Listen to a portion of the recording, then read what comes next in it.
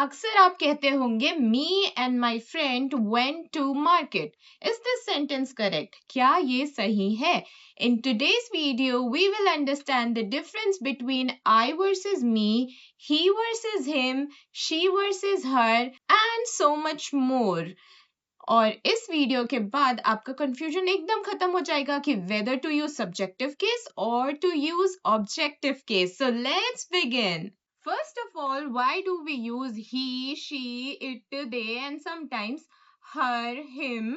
So क्यों use करते हैं? इसको हम एक simple example से समझेंगे. For example, if you are talking even in Hindi, you will say कि रिया इधर आ, रिया मेरे साथ चल, रिया अच्छी लड़की है, रिया मेरी दोस्त है. We don't do this even in Hindi or even in your native language, that we don't repeat the names.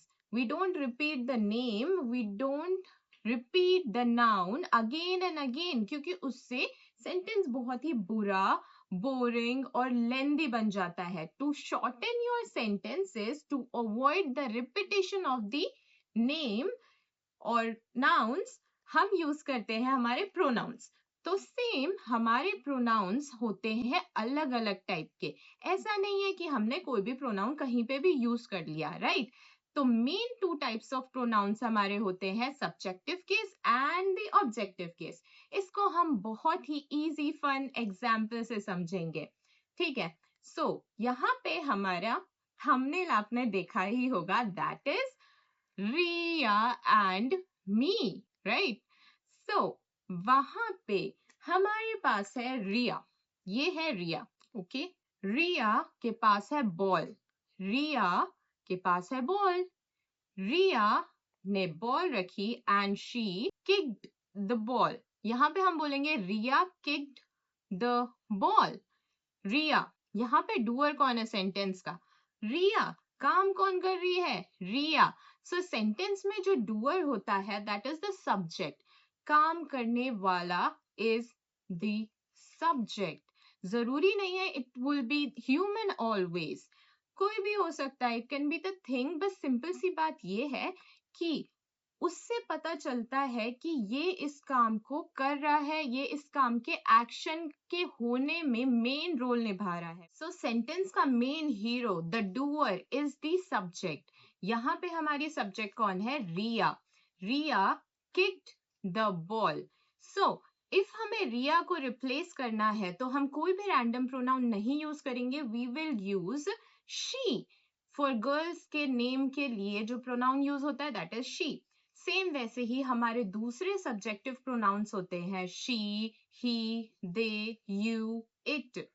सो अगर हमें किसी के नाम को रिप्लेस करना है ताकि वो शॉर्टर हो जाए, we will use these words, these pronouns, right? And हम pronouns मोस्टली तब यूज करते हैं जब हमारा सब्जेक्ट बहुत ऑब्वियस हो जाए.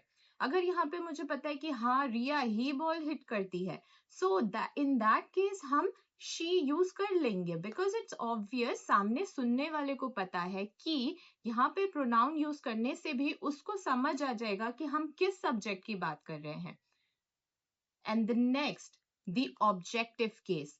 Same Riya, same ball, but इस टाइम पे रिया जी वही है. The ball hit Riya, ball hit Riya. Sorry for the Riya, but Riya का थोपड़ा इस बॉल से बिगड़ गया है and the ball is doer this time. तो बॉल होगा हमारा सब्जेक्ट क्योंकि इसकी ये हालत करने वाला कौन? Ball.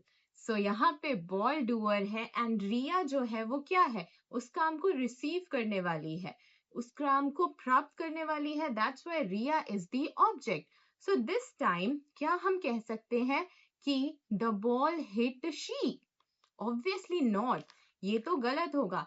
The ball hit she नहीं हो सकता because for objective cases pronoun हम यूज करते हैं me, her, him, them, it, you, right? So यहाँ पे रिया के लिए ऑब्जेक्टिव केस में क्या आएगा?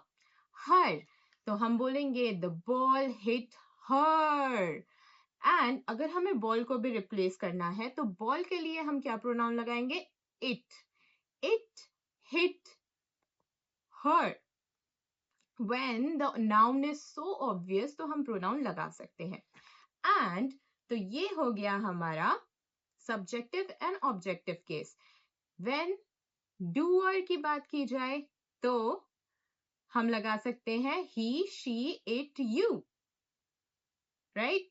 और जब receiver की बात की जाए तो हम लगाते हैं me, him, you, it, them. Right? According to the sentence कि किसके लिए क्या लगाना है. Right? Now, one more important thing. The thumbnail. Ria and me. She is me. Right? She is me. अब Ria जा रही market. Ria is the subject. तो subject के साथ अगर कोई और जाएगा तो उसको भी तो subject होना चाहिए ना. And me is not subject. Me क्या है? It's object. तो me की जगह क्या आएगा? I. Now, Ria and I are going to market. और one more thing, जब भी हमारे पास two person होंगे, एक नाम और दूसरा I, तो हम हमेशा दूसरे पर्सन को पहले प्रायोरिटी देंगे, जैसे कि हम घरों में करते हैं. जब हमारे घर में आते हैं guest, we give them more priority. उनका नाम लिया जाता है पहले. रिया पहले आएगी. रिया एंड आई अपने आप को दीजिए बाद में priority. Riya and I are going to market. The next important thing is, जब भी आप कोई भी प्रीपोजिशन देखें, you know what are the prepositions like for, between and many more. In, of, इनके बाद हमेशा objective case ही use करना है. Like for you and me, क्योंकि for is a preposition और preposition के बाद आता है objective case. For you and me. तो ये होगा correct sentence formation. Now let's practice questions जो कि लोग बहुत गलत करते हैं एग्जाम्स में, स्पोकन में या किसी भी फील्ड में related to this topic. So the first question is, this gift is for he. क्या ये sentence correct है? This gift is for he. Obviously not. हमने पढ़ा है कि whenever we use preposition and for तो एक preposition है, तो preposition के बाद क्या आता है? Objective case, जो कि होगा he नहीं, him. The next question is, her is my best friend. Her is my best friend. Is this correct? Exactly. Her.